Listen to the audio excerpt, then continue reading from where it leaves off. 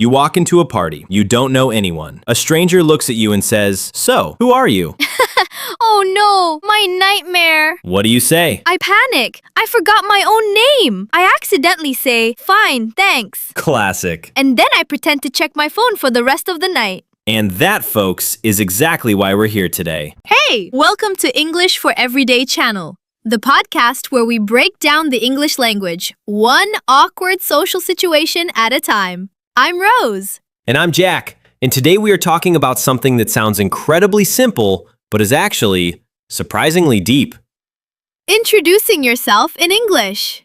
Because there's a huge difference between surviving an introduction and actually nailing one. And by the end of this episode, you will know exactly what to say, what not to say, and how to make a genuinely great first impression in English. Let's go. All right, Jack, let's start at the very beginning because I think a lot of people underestimate how much is packed into a basic introduction. Right, so the classic formula, and almost every English introduction follows some version of this, is three things. Name, what do you do, where you're from, or where you're based. So, for example, hi, I'm Rose. I'm a podcast host based in London. Or, hey, I'm Jack. I work in marketing and I'm originally from New York. Simple, clean, done. But here's the thing. Delivery matters enormously. You could say the same words and come across as either totally confident or completely unsure of yourself. So tip number 1, say your name clearly. Don't rush it. People are listening for it. I once met someone who introduced themselves so fast, I spent the entire dinner calling them Dave, and their name was Steve. Oh no. We laugh about it now, mostly. The second thing, and this is really practical, is to use linking phrases to make it flow. Instead of just listing facts like a robot, connect them. So instead of, my name is Jack, I work in marketing, I am from New York, which sounds like you're filling out a form. Processing, introduction, initiated. Exactly. Instead, try, hi, I'm Jack, I work in marketing, and I'm originally from New York, but I've been living in London for about 3 years now. See how that's just warmer? More human? Much more human.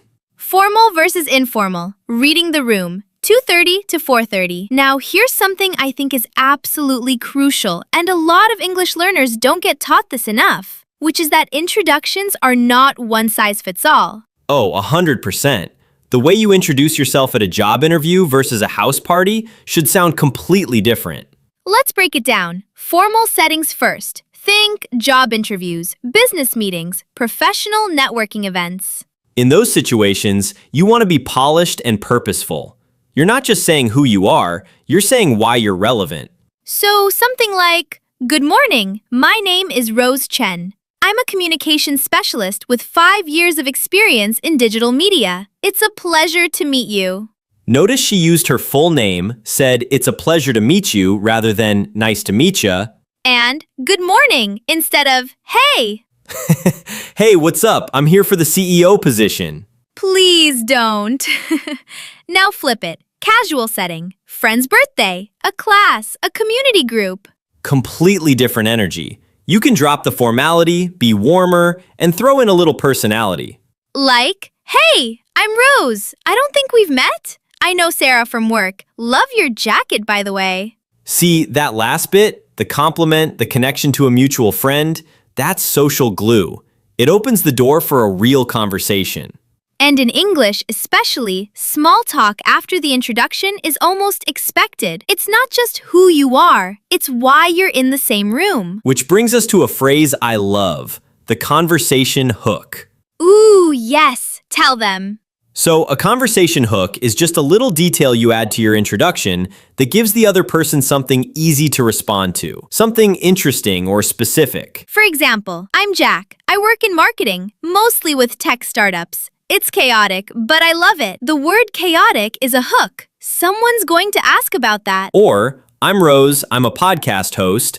I basically get paid to ask people questions all day, which is a dream. That's an invitation. It's saying, ask me more. It transforms an introduction from a closed statement into an open conversation. Okay, let's talk about mistakes, because this is where it gets fun. Yes, okay. Mistake number 1, and I see this constantly, oversharing. Oh no. You ask someone their name and they tell you their name, their job, their previous job, why they left their previous job, their astrological sign, and what they had for lunch. Nobody asked about the sandwich. An introduction is not a biography, it's a highlight reel. Keep it to 30 seconds or less and let the conversation breathe. Mistake number 2, underselling yourself with nervous phrases. Like what? Like starting with, I'm just a student, I'm just an intern, That word just shrinks you before you've even finished your sentence. Great point. Own what you do. I'm a student is strong. I'm just a student is an apology. Mistake number 3. This one's specifically for non-native speakers. Mispronouncing your own name to make it easier for others. Oh, this one's close to my heart. I have friends who do this and it makes me sad every time. Right! If your name is Xiaoping, Priyanka, or Oluwashun, say it! Say it proudly. And if someone can't pronounce it, that's their homework, not yours. Exactly. You can be helpful. You can say, it's Priyanka. The pry sounds like tree, but never abandon your name just to make someone else comfortable. Your name is part of your identity. Protect it. And mistake number 4, forgetting to ask the other person's name back. The cardinal sin!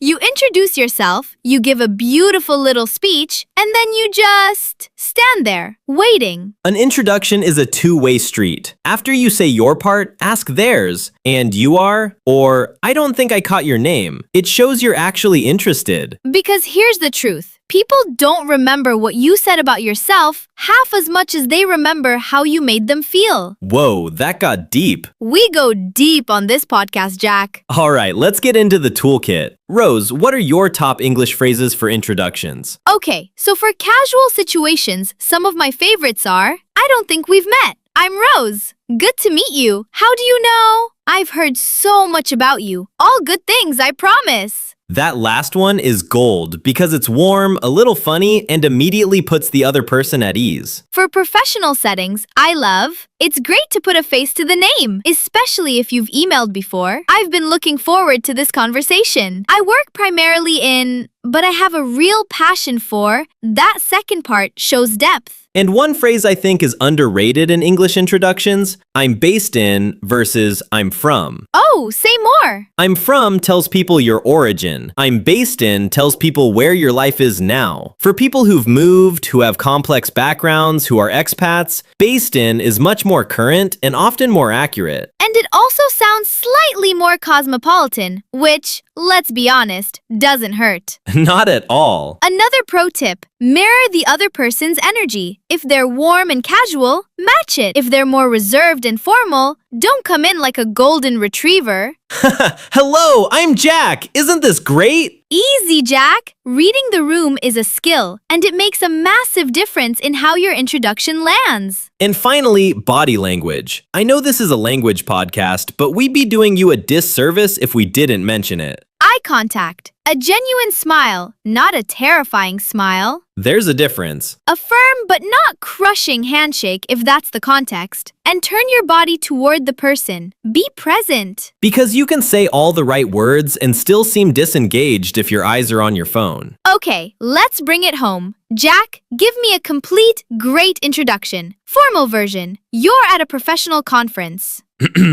Hi, I'm Jack Mercer. I'm a senior marketing strategist based in London, and I work mostly with early-stage tech companies on brand growth. I actually saw your talk this morning on consumer behavior. It was fascinating. I'd love to hear more about your research. Beautiful. He stated his name clearly, gave his role and specialty, gave a personal connection. I saw your talk, and opened the door for dialogue. Your turn. Casual. You're at a friend's dinner party. Hey, I'm Rose. I don't think we've met. I know Tom from university, back when we were both pretending to study. I'm a podcast host now, which means I basically just talk for a living. It worked out. See the humor? Pretending to study. That's a hook. That's personality. And it worked out is self-aware without being self-deprecating. It's confident and a little playful. The goal of any introduction is simply this. Make the other person glad they met you. That's it. That's the whole game. All right, that's a wrap on today's episode of Speak Easy. Quick recap. State your name, what you do, and where you're from, clearly and with confidence. Match your tone to the setting. Add a conversation hook. Ask their name back. And please, no just. If you want to practice, try writing out your own introduction, formal and casual, and actually say it out loud. You'll be amazed at how different it feels when you hear yourself. And if you try it at your next social event and it goes brilliantly, we want to hear about it. Come find us. We're on Instagram and everywhere podcasts live. Leave us a review if you're enjoying the show. It genuinely helps more than you know. I'm Rose. I'm Jack. And this has been English Easy Learning. See you next time.